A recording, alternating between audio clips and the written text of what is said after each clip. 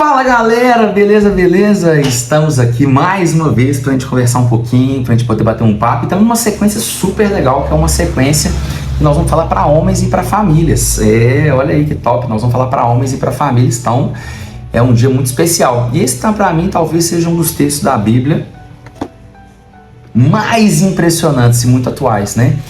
Eu falo que a Bíblia é muito legal porque ela traz princípios, não sei se você sabe, mas o vocabulário bíblico ele é 40 vezes menor do que o vocabulário atual. Então existem muitas palavras que não existem na Bíblia que existem hoje. Por exemplo, assim, resetar. Vai lá e fala para Pedro, para João, vamos resetar isso aí. O quê? Então, assim, essas são algumas palavras e várias outras. Começar a pensar palavras que não tem na Bíblia. Por exemplo, futebol. Futebol não tem na Bíblia, você vai procurar na Bíblia, futebol não tem. Então, o nosso vocabulário hoje ele é muito maior, seja para expressar sentimentos, seja para dar nome para as coisas. E mesmo a Bíblia sendo tão um vocabulário tão restrito, ela é tão profunda e tão atual que é impressionante. Só vou fechar uma porta aqui, tá?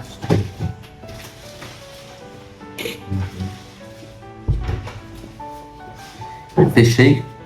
Pronto. Então é muito impressionante isso, como que a Bíblia é tão atual, como ela você consegue fazer reflexões muito poderosas na Bíblia. Eu hoje estava conversando com a Jaque aqui e ela falou assim, a Jaque é minha ajudante, aqui em casa tá virado, aqui, tá, as cadeiras estão com o pé para cima. Ela tá passando um pano aqui para nós. E ela falando que nunca abriu a Bíblia para ler. Eu falei, Jaque, só hoje você já ouviu pelo menos umas 3, 4 histórias bíblicas que transformou sua vida. E de fato, tive uma conversa muito profunda onde ela encontrou o caminho. Isso foi muito legal. E a gente tirou princípios da Bíblia para isso. Então eu quero, apesar de a gente usar a Bíblia como ferramenta, eu quero aqui deixar para vocês o texto de Marcos 5. Marcos 5, versículo 21. Então eu não vou ficar lendo Bíblia aqui, depois você pega e lê. É do versículo 21 até o versículo 43, tá? Não vou ficar aqui lendo Bíblia. Depois você pega e lê. Então eu vou te contar a história. Você vai ler e vai ver que é verdade, não estou mentindo. E nós vamos fazer algumas reflexões e eu quero que você pare agora o que você está fazendo e pensa em homens que você tem o poder de ajudar, o poder e o dever de ajudar para que eles se tornem homens de verdade. Sejam seus filhos que precisam se tornar homens, sejam homens que estão atrasados na missão de se tornar homens. Então pensa nisso. Pensa em pessoas. 5 pessoas, você consegue pensar? E quando acabar essa live, esse vídeo, eu quero que você encaminhe para essas pessoas que você pensou e saber se faz sentido, tá bom? Tamo junto. E se você é mulher, eu quero te pedir que você veja se você tem que escolher alguém melhor, caso você não tenha escolhido ainda, ou se você tem a missão de transformar um homem. É muito legal, eu não me canso de contar essa história. O Bill Clinton era presidente dos Estados Unidos e a Hillary com ele no posto de gasolina. Eles pararam no posto de gasolina e aí a Hillary viu um frentista que era namoradinho. O Bill e os dois viram um frentista que era namoradinho dela de infância de escola. E aí o Bill Clinton falou assim, olha aí onde é que você ia estar se você tivesse continuado com ele. Ela falou, meu bem, você está enganado, olha onde ele está se tivesse continuado comigo. Então acho que esse é um exemplo muito clássico de uma mulher derruba ou levanta um homem. Então se o seu homem precisa levantar, pode ter certeza que está faltando um pouco de você, para que você possa fazer com que o seu homem seja transformado. E eu estou aqui como uma ferramenta do Senhor, um vaso para poder ajudar a despertar homens a serem homens de verdade. Então eu quero muito, tem até uma grande amiga que ela fala para mim, mas forte, homens mais fortes, você tem que usar esse nome, seja um homem mais forte. Acho ótimo isso, a Maura, um beijo para ela. Deixa eu contar para vocês, olha só, estou aqui nessa história, é o seguinte, Jesus sai, atravessa o mar da Galileia, e quando pisa o pé lá, tem Jairo. Jairo, ele era um dos dirigentes da sinagoga. Aqui, ó, em Mateus, capítulo 9, fala. Ó, capítulo 9, versículo 18. Um dos dirigentes da sinagoga. Eu li a Bíblia, muito legal essa Bíblia, a Bíblia cronológica. E aí, no mesmo texto da Bíblia, então, Mateus 9, Marcos 5, Lucas 8. Ou seja, falando sobre o mesmo texto. Então você lê o mesmo texto e consegue ver alguns detalhes que uma pessoa descreveu e o outro não descreveu. Mas você lê tudo na mesma hora. Então tem coisas que tá num texto e não tá no outro. E você junta os evangelhos, lê tudo junto na sequência e a história faz mais sentido para a visualização do que de fato aconteceu. Então o cara era líder de uma sinagoga. Os judeus queriam matar Jesus. Eles estavam enlouquecidos de raiva, de ódio, porque Jesus veio botando o dedo na ferida deles, fazendo o que eles não deviam fazer. Jesus veio implacável. Jesus veio implacável combatendo a religiosidade e o que a religiosidade fazia com as pessoas. Então eles estavam possessos porque eles estavam perdendo controle sobre as pessoas. A religião vem para muitas vezes colocar controle sobre as nossas vidas. E nesse caso, ele tinha uma filha. E essa filha estava doente, quase morrendo. E Jesus naquela região não era bem visto, não mesmo. E eu tenho várias provas disso. A primeira prova, eu vou falar da segunda prova depois, mas a primeira prova que ele não era bem visto é que quando essa menina estava para morrer, as pessoas falaram, os judeus falaram assim, não me incomoda um mestre não, porque ela já morreu. Essa expressão mestre diminui Jesus. Toda vez que você vê alguém chamando Jesus de mestre, é porque era inegável o conhecimento dele. Mas um conhecimento não transforma. O conhecimento, ele só te traz uma informação. A sabedoria é o que transforma. A sabedoria é o conhecimento aplicado. Então, quando você tem um conhecimento, aplica o conhecimento, você torna sabedoria. E aí você torna uma pessoa competente. Isso gera a sua competência. A competência é o conhecimento que foi aprendido, daí foi aplicado, se tornou sabedoria. A repetição da sabedoria te traz uma pessoa competente. Então, o que acontece? O cara fala assim, mestre. Toda vez que você fala mestre, a pessoa via Jesus só como uma pessoa importante, mas não era nada para ela. Essa pessoa não representava nada para ela. E aqui era rabi, né? Como se chamasse senhor pastor. E ele nem é seu pastor, você nem é crente. E aí você fala, não, pastor, não representava nada para aquela pessoa. Então, quando eu falo assim, mestre, não precisa mais incomodar um mestre. A menina, é mesmo, olha só, porque já tinha morrido, sua filha morreu, não precisa mais incomodar o mestre. Mas olha que interessante. Então essa é uma das provas que aquele povo não gostava de Jesus. Jesus estava sendo muito controverso ali. E esse cara, quando ele vai procurar Jesus, a Bíblia fala que ele se ajoelhou-se diante dos pés de Jesus e implorou insistentemente. Sabe o que ele fez aqui? Ele mais do que se humilhou. Ele abriu mão da crença dele. Ele abriu mão da dúvida que as pessoas tinham quem era Jesus. Ele se jogou. Sabe o que é pior? Ele abriu mão de um status religioso. Ele era um dos dirigentes da sinagoga. Ele abriu mão disso. Sabe por quê? Porque ele corria o sério risco de ser destituído desse cargo. Ele abriu mão do poder político dele. Porque na época, quem era influente na religião, que era mais do que uma religião, era quase que uma etnia, quem era influente tinha poder de decisão político. Então ele abriu mão de tudo, do status dele. Ele abriu mão de tudo, por um motivo. Olha o que ele fala. Minha filhinha está morrendo. Minha filhinha está morrendo. Nossa, que... Eu vou te falar, Jesus chega numa terra, Jesus acaba de expulsar os demônios de um lado do Mar da Galileia, atravessa o Mar da Galileia, chega nessa terra. Quando ele chega nessa terra, ele na beirada do Mar da Galileia, ele chega já sabendo que não era bem visto. Ele vê um cara, que é um dos dirigentes da sinagoga, uma pessoa importante, se ajoelha, se prostra e abre mão de tudo que ele é, para pedir pela filhinha dele. Gente, cara, que de verdade, esse cara abriu mão de tudo, das finanças, do status, da religião, da política, abriu mão de tudo por causa da filhinha dele. Tem que tirar o chapéu para um pai desse. Um pai que, de fato... E cadê a mãe dessa menina? A gente não sabe se ele era casado.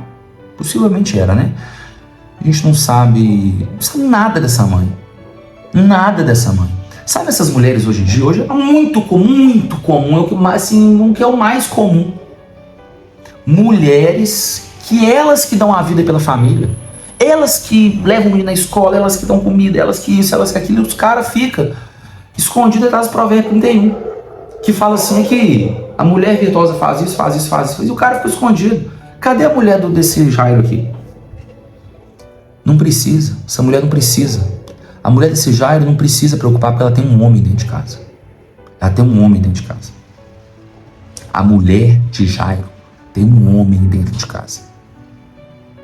Homens, aqui de verdade, você tem que virar homem. E começar a assumir os BO da sua casa. Pegar pela rede e falar assim, eu vou resolver isso. Eu vou resolver isso. Eu resolvi um bloqueio judicial de um trem quando eu era casada 15 anos atrás com a mãe dos meus filhos. E eu não assustei hora nenhuma. Fui lá, liguei pro advogado, fui na vara civil lá, peguei o negócio, desarquivei. Vou ter que voltar hoje, pegar, faltou uma informação, voltar. Bora resolver. Bora resolver isso. O homem tem que ter essa masculinidade de ir pra frente e resolver. É com filho? Resolve. É com dinheiro? Resolve. É com problema dentro de casa? Resolve. Aqui, homem, se posiciona. Essa mulher nem precisa entrar em cena.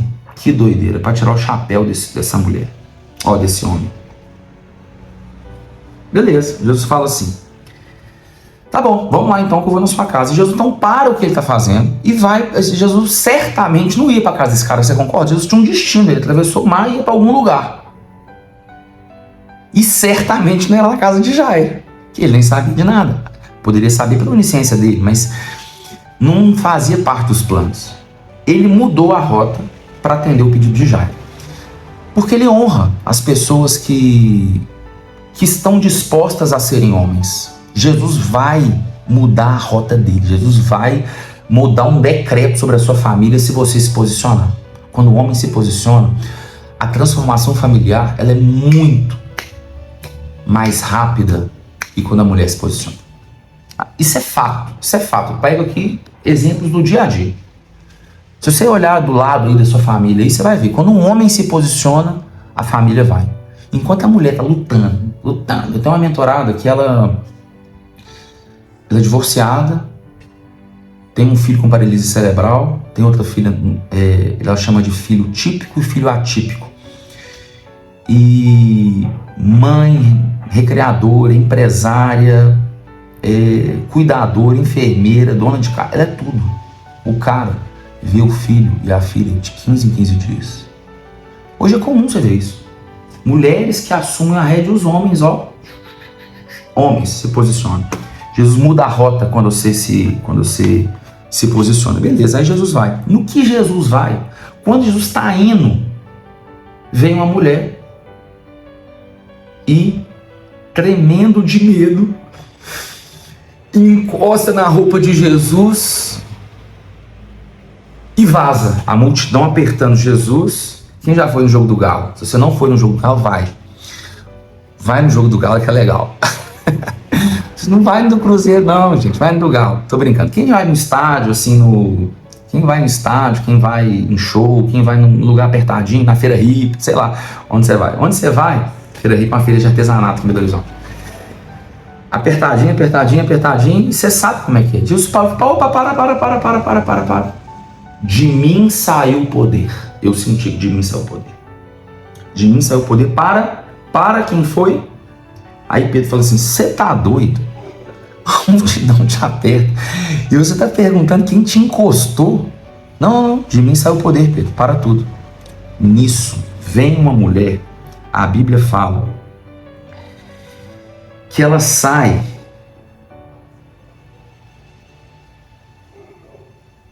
ela prostrou-se depois de falou isso, ela prostrou-se aos pés dele e tremendo de medo contou a verdade de Jesus. A verdade é essa. Eu soube da sua fama e entendi que se eu encostasse na beirada, na orla da sua veste, eu seria curado. Agora eu te pergunto, existe fama boa e existe fama ruim. Vou dar um exemplo para vocês. E a mesma pessoa pode ter fama boa e fama ruim. Vou dar um exemplo para você. O Daniel Alves, que é um jogador de futebol, capitão da seleção, multicampeão, acho que foi campeão 48 vezes, de todos os campeonatos que existem, claro, que ele participou. O cara tinha a fama de ser o cara. O cara foi para a Olimpíada com 38 anos, isso era inédito na seleção brasileira. Uma fama super positiva. Agora ele está com uma fama super negativa. Ele estuprou uma mulher. Ninguém viu, ninguém sabe a verdade, mas pelo menos é o veredito, a sentença que ele recebeu. Fama, ela, por exemplo, assim, você pode ter fama boa. Tem uma fama boa de ser um bom recreador. Fama boa, bom recreador. Mas, por exemplo, o Fernandinho Beiramar tem uma fama ruim de ser o maior traficante. Então a fama tem boa e tem ruim. Eu te pergunto, a mulher tremendo de medo. A Bíblia não fala que ela tremendo de medo, fala que ela estava tremendo, deixa eu ver se fala medo. Falou, medo. Tremendo de medo. Ela é fama boa ou fama ruim que ela tinha de Jesus? Certamente é uma fama ruim. Porque ela não chegou conversando, ela quis roubar a cura. Ela não pediu cura. Ela quis roubar a cura. Porque ela tinha medo. A impressão que eu tenho, ela falou assim, Jesus, o negócio é o seguinte, eu vou pegar aqui, na hora que eu falei assim, não, alguém me tocou. Ela falou, aqui, já estava morta mesmo, porque ela tinha 12 anos. Eu já estava morta mesmo, e se eu morrer agora tá tudo bem. Ela imaginou que ia cair um raio do céu na cabeça dela e matar ela. Tanto ela falava, ai Jesus, eu estava padecendo. Gente, vou falar um negócio pra você. Naquela época, as mulheres, elas eram casadas. As mulheres que iam para o casamento não eram virgens, eram apedrejadas. As mulheres casadas que adulteravam eram apedrejadas. As mulheres divorciadas, elas não tinham trabalho, porque elas eram como se fossem quase amaldiçoadas. Elas tinham que se prostituir. E viver de adultério. Se não prostituísse, vivia de adultério. E o adúltero ajudava ela. Então, a única função de uma mulher abandonada, de uma mulher divorciada, é prostituir. Só que essa mulher tinha um fluxo de sangue, tinha uma menstruação constante. Um fluxo de sangue. Há 12 anos. Há quantos anos? 12. Grave esse número 12. Há 12 anos. Grave esse número 12. 12 anos.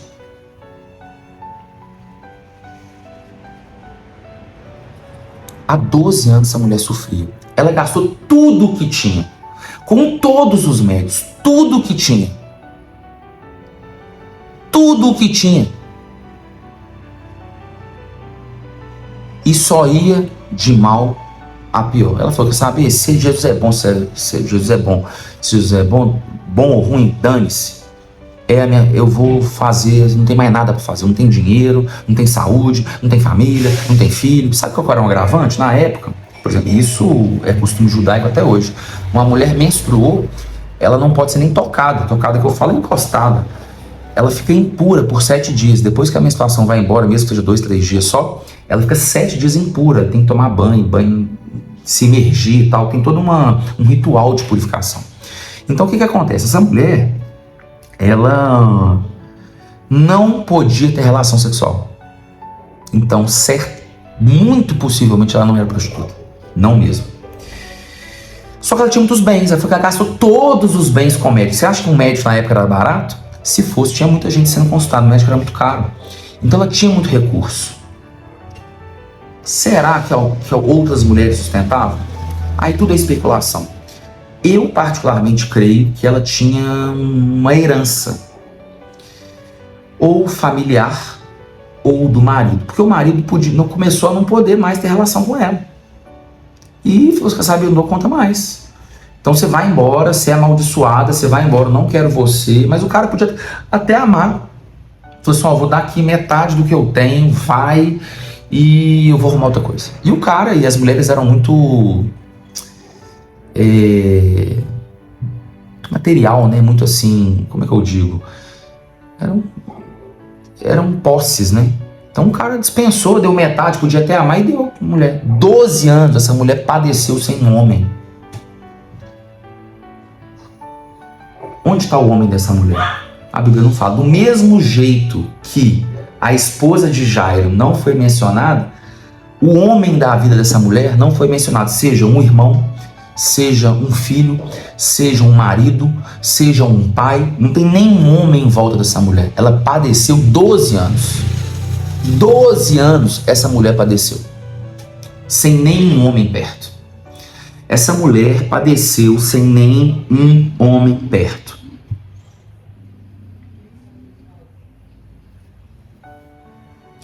E é interessante que aí Jesus falou assim, tudo bem, mulher, a tua fé te curou.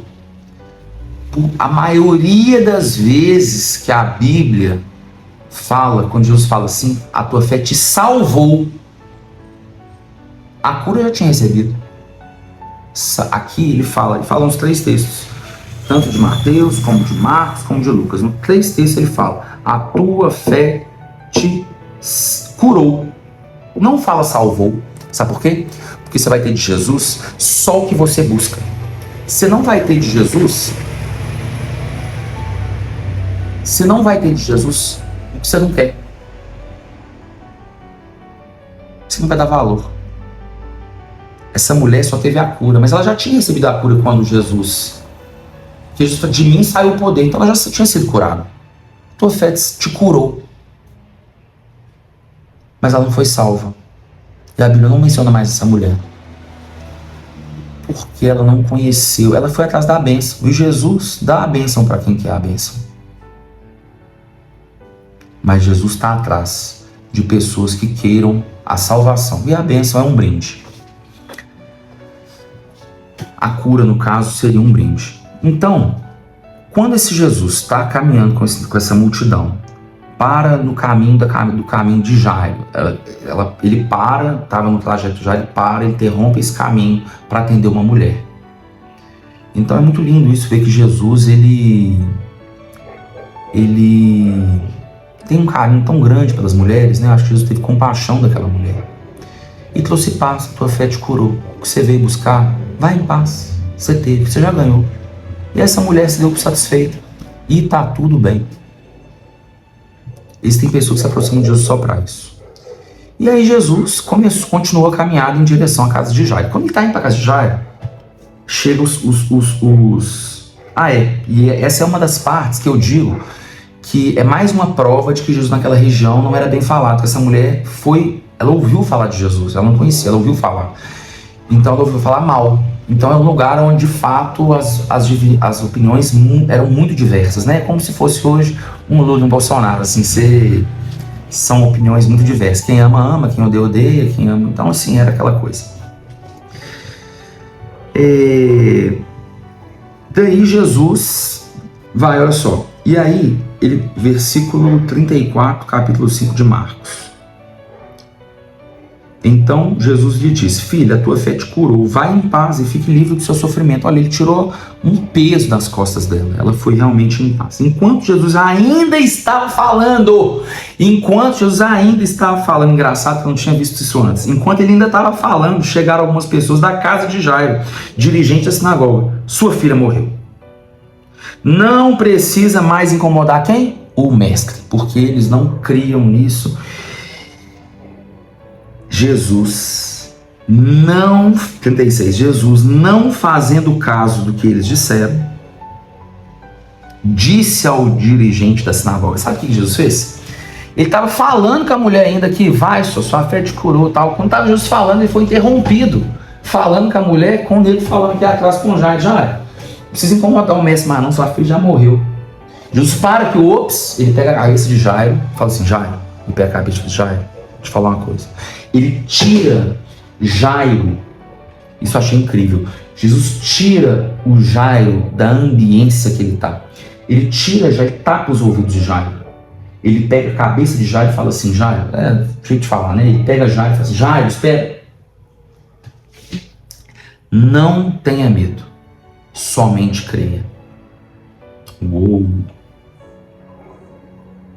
Vieram pessoas, na hora, o cara entregou tudo que ele tinha. Entregou tudo que ele tinha. E o que o pessoal mais queria era que Jairo se danasse. Para não falar outra palavra. O que eles mais queriam que Jairo se frustrasse. Isso é o que eles mais queriam. Eles se apressaram para dar o recado para Jairo. Para dizer, Jairo, você largou tudo por causa desse cara, se deu mal, você perdeu tudo que você tinha, sua posição, seu status, seu dinheiro, e perdeu sua filha. Vale a pena? Na época, na hora, eu acho que passou na cabeça de Jairo 1000 coisas. Só que antes de começar a rodar esse tipo de pensamento na cabeça, Jesus pega, Jairo, não tenha medo, somente creia. Eu não sei no que ele cria. Se ele cria que era mentira que o povo estava falando. Eu não sei se ele cria que Jesus podia curar. Eu não sei se ele cria que ele podia ressuscitar. Eu não sei no que ele creu. Mas Jesus falou que somente creia. Mas creia nele. É muito linda essa história. E a Bíblia fala que Jesus não deixou ninguém seguir a Jairo mais. Gente, eles vão ficar todos aqui. E só chamou então Pedro, Tiago e João. No caminho, quando eles chegaram lá, só estavam essas pessoas. Pedro, Tiago, João, Jesus e Jairo. Só os 5. Ele deixou todo mundo para trás. E foi só os 5. Daí Jesus viu aquele povo chorando, se lamentando e tal. E ele falou, gente, por que vocês estão chorando? Essa criança não está morta, ela só dorme. Então eles começaram o quê? A rir de Jesus. Gente, que povo hipócrita. Chorando que a menina morreu, do nada começa a dar gargalhada. Você tá de brincadeira? Você tá de brincadeira.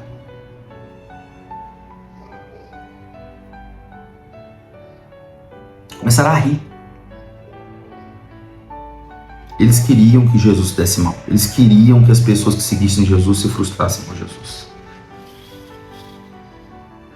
Então ele ordenou que saíssem todos. Tomou consigo o pai, a mãe, a criança e os 3 discípulos. 7 pessoas.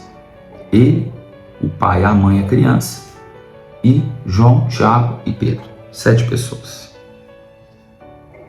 Isso fala muito sobre a ambiência. Tem pessoas que a gente tem que cortar da nossa vida. Tem pessoas que não querem o nosso bem. Tem pessoas que, quando você começar a prosperar, quando você começar a mudar de vida, essas pessoas não vão desejar o seu bem. Existem pessoas que dificultam a sua fé. Existem pessoas que dificultam o seu propósito. Identifica essas pessoas, corta essas pessoas. Não faz sentido.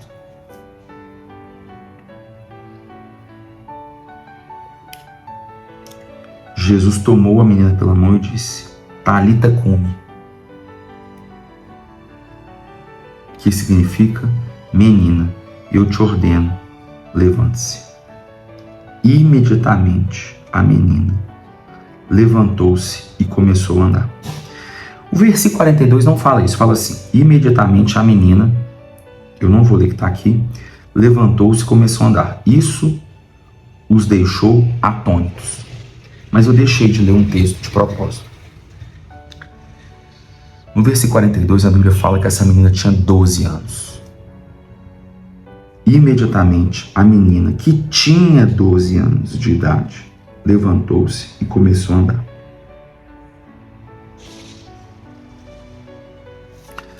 Esse texto, para mim, ele é incrível. Essa menina de 12 anos, ela desfrutou de uma vida de alegria. Uma vida onde tinha um pai que a amava, onde tinha um pai que chamava ela de filhinha. Essa menina teve o que tinha de melhor na época. Ele tinha um pai por perto, tinha a mãe por perto. Ela tinha uma família. A mãe nem sei, né? Mas assim, o pai com certeza, possivelmente a mãe. Ela passou toda a vida dela sobre o amor e o cuidado do pai e da mãe. Um homem proporcionou para as mulheres da vida dele dias de paz, dias de alegria, dias de realização, de momentos inesquecíveis. Um homem proporcionou isso para as mulheres. 12 anos. Essa menina, toda a vida dela foi desfrutar do que um homem pode dar: segurança, amor, direção, paz, alegria, prosperidade. Essa menina desfrutou disso tudo. Quando essa menina nasceu, a outra adoeceu. Essa mulher, a Bíblia fala que gastou tudo o que tinha e só ia de mal a pior. Essa mulher sofreu 12 anos, sem parar, todos os dias, rejeição da sociedade. Ninguém podia tocar nela. Ela era amaldiçoada. Rejeição da sociedade, rejeição da família, perda dos bens, falta de conforto, dormia no relento. Eu imagino que muitas coisas aconteceram com ela. Ela já não tinha mais nada, ela não tinha mais dinheiro. A Bíblia fala que ela perdeu tudo. Ela padecera, versículo 26, ela padecera, de Marcos 5, ela padecera muito sob o cuidado de vários médicos e gastara tudo o que tinha, mas em vez de melhorar, piorava. E quando ouviu falar de Jesus, ouviu falar, se é bem ou se é mal, a gente não sabe. Possivelmente mal, mas possivelmente bem também, porque senão ela não tinha ido, né? Ela padecera muito sob o cuidado de vários médicos e gastara tudo é tudo. Chama dinheiro, não. E ao invés de melhorar, piorava. Essa mulher padeceu 12 anos porque não teve um homem na vida. Um homem na vida. Um homem na vida. Um homem com H. Eu tô com você, independente de qualquer coisa. Eu vou segurar essa barra. Nós vamos buscar Deus junto. Deus vai nos curar. Isso tem um propósito. Isso não é à toa. Isso é para nos unir. Isso é para nos fortalecer. Isso é para a gente ficar firme. Um homem de verdade. E enquanto isso, a mulher, a menininha, desfrutou do papaizinho dela, 12 anos. Só alegria. Claro, tiveram tristezas, mas isso faz parte, né? Nem tudo que é bom não tem dor. Tem coisa que é boa que gera dor. Crescer, por exemplo, dói.